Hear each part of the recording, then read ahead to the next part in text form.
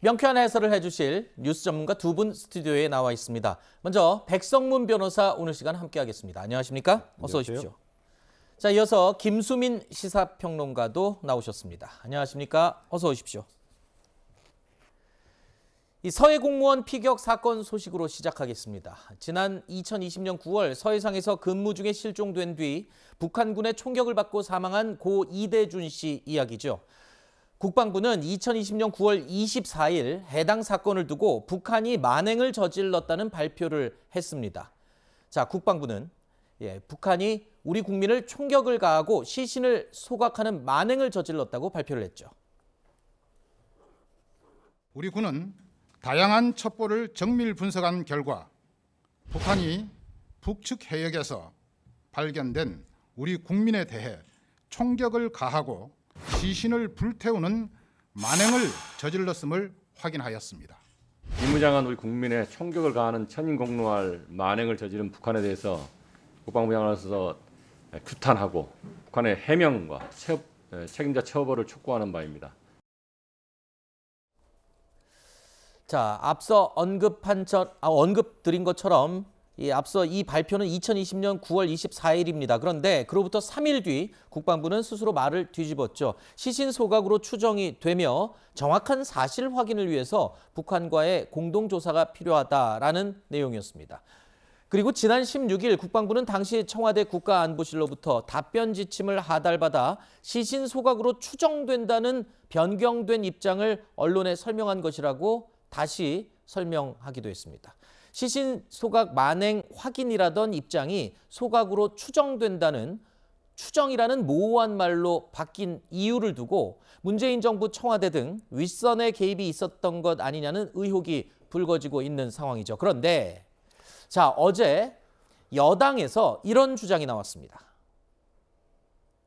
처음 입장은 시신 소각이 확실하다라고 했는데 청와대의 개입으로 입장을 바꿨다고 했지 않습니까? 청와대에서 왜곡하라고 지시한 책임자가 서주석 당시 NSC 사무처장인 게 확인이 됐습니다. 9월 27일 날 서주석 NSC 사무처장의 지시로 국방부에 지침서를 보내서 시신 소각으로 확정한 입장을 바꾸라고 했습니다. 자, 지금까지는 의혹만 계속 난무했었는데 구체적으로 이름이 거론된 겁니다. 국민의힘 태스크포스 팀이 어제 국방부를 방문을 했는데요. 그 자리에서 국방부로부터 보고받은 내용을 하태경 의원이 지금 얘기를 한 것이거든요. 네.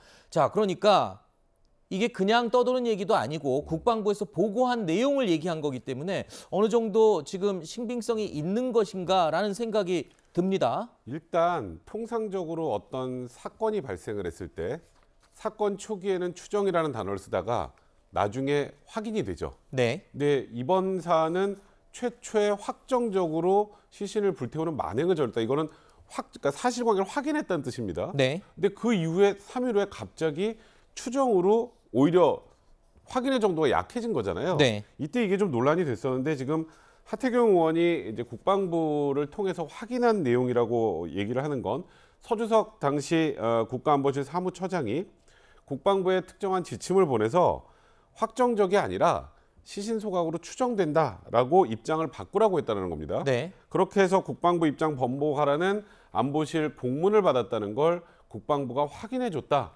이런 취지의 지금 주장을 하고 있는 상황이기 때문에 지금 이게 사실이라는 전제하에서는 굉장히 파장이 앞으로 좀 커질 만한 그런 내용으로 지금 파악이 됩니다. 네. 그러니까 국방부는 분명히 3일 전에 북한군이 우리 국민을 총으로 사살하고 불태웠다라는 내용으로 확인을 했는데 갑자기 시신 소각 추정이라고 바꾸라고 지시했다는 그 내용인 거잖아요. 근데 지금 이 서주석 전 처장은 강력하게 부인하고 있다고요.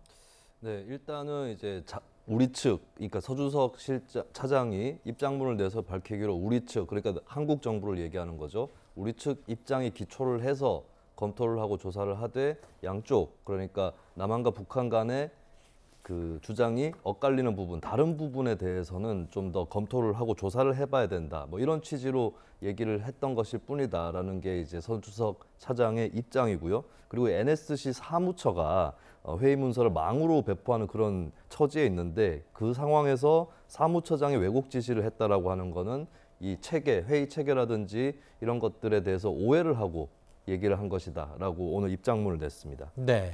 자, 일각에서는 이런 이야기도 있습니다. 북한의 부유물 소각이라는 주장을 고려해서 국방부의 입장 변경도 생각해야 되는 것 아니냐.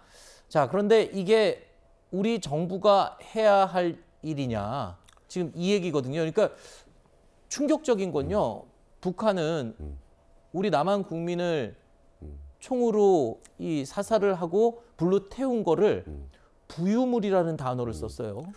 그러니까 저는 여기서 좀 이해가 되지 않는 건 국방부가 9월 24일에 최초로 확정적 사실을 발표를 했죠. 말씀하셨던 것처럼 우리 국민을 총으로 사살하고 불태우는 만행을 저질렀다. 이거는 사실이 확인됐다는 뜻입니다.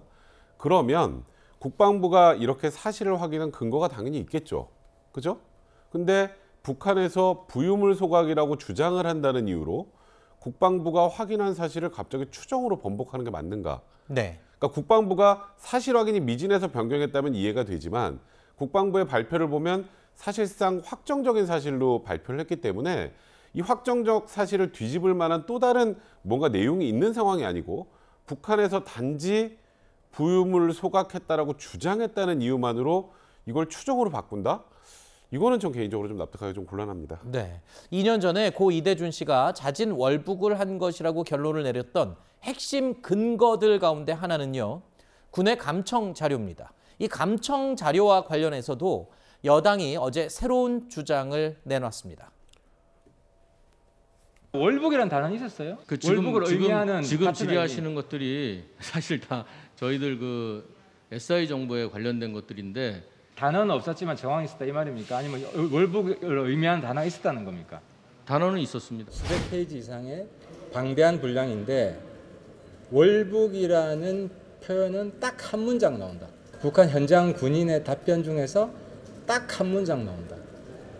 즉 7시간에 상당하는 방대한 대화 내용 중에 딱 한 문장 이야기했다는 겁니다.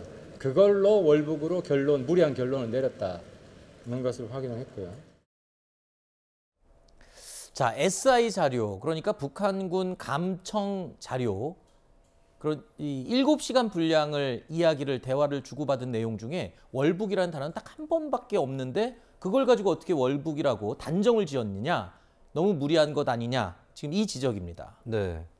글쎄요, 그 단어가 월북이라는 그대로의 단어가 등장한 것이 한 번인지 아니면 월북을 시사하는 여러 가지 표현들이 있을 수 있는데 그걸 다 합쳐도 한 번인지 이 부분은 네. 좀 더 조사를 해볼 필요가 있을 것 같습니다. 만약에 후자인 경우에는 굉장히 빈약하게 추론을 했다, 추정에 불과한 것을 했다라고 얘기를 할 수 있을 것 같고요. 전자인 경우는 조금 더 검토를 해볼 여지는 있지 않을까 그렇게 네. 보여지는데 사실 이제 이 문제 굉장히 어려운 문제입니다. 뭐 영상 정보라든지 뭐 여러 가지 시긴트라든지 여러 가지가 있을 수 있는데 그 부분을 어떻게 해서 이제 이걸 조합해내서 만들어낸 결론인 것인지 이것을 굉장히 추정해 들어가는 것 자체가 대단히 어려운 부분이죠. 근데 저는 이런 논쟁이 있는 것을 보면서 더더욱이나 생각할 수밖에 없는 것이 결국에 확실한 증거를 내놓지 못했을 때에 했던 발표가 나중에 뒤집힐 수 있는 것이고 네. 그럼 그때 가가지고 정말로 한번 따져보자라고 했을 때 굉장히 민감한 정보들을 열어야 되는 그런 부담이 있을 수 있는 거거든요. 그렇다면 사실 애초에 발표를 할 때 이런 훗날까지 내다보면서 발표를 했더라면은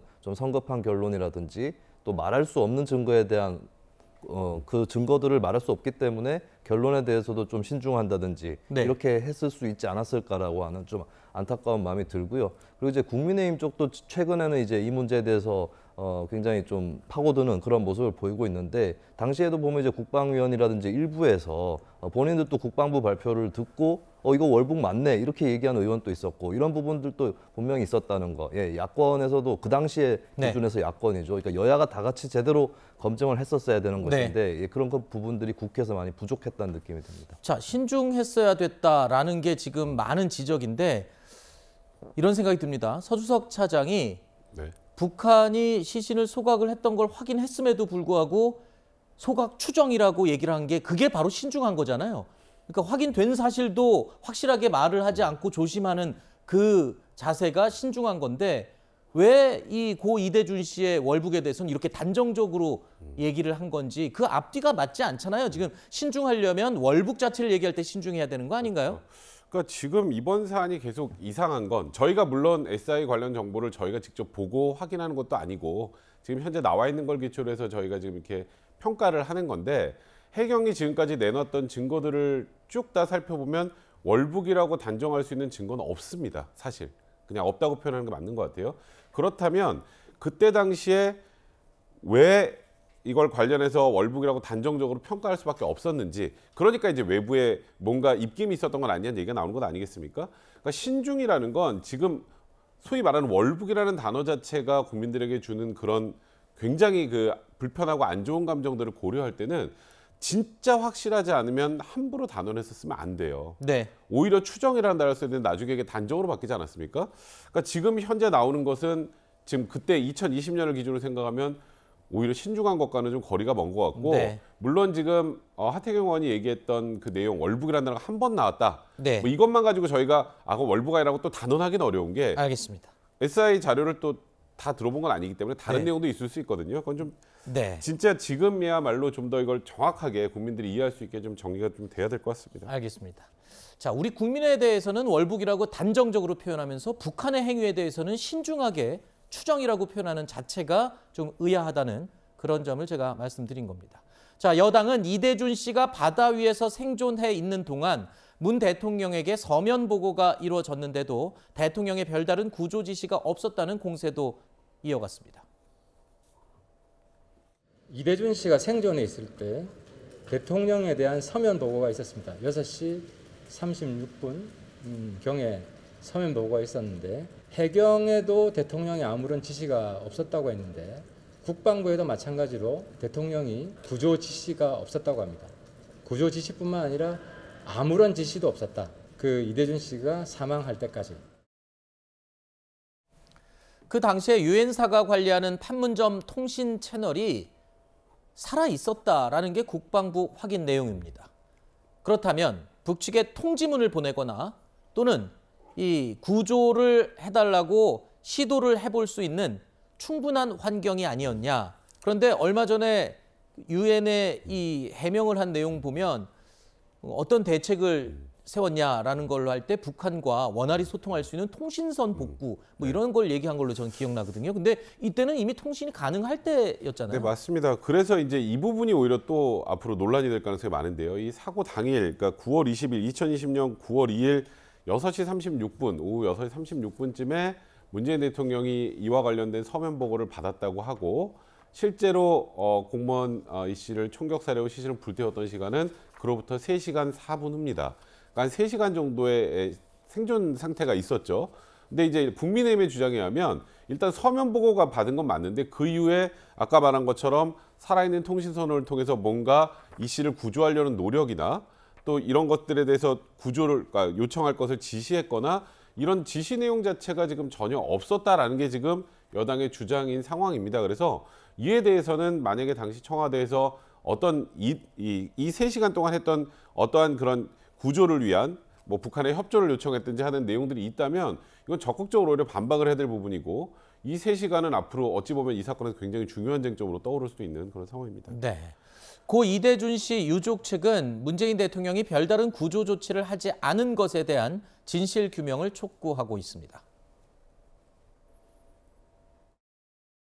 저는 골든타임 6시간 그리고 대통령의 시간을 밝히기 위해서 정보공개 청구를 했고 그러나 대통령께서 스스로 국민과 싸우지 않겠다고 약속을 하셨었는데 보기 좋게 대통령 기록물을 어제 완전 거부를 밝혔습니다. 저는 비록 힘없고 부족한 한 사람의 국민이지만 대한민국의 안전과 국민을 위해서 한 발 나아가겠습니다.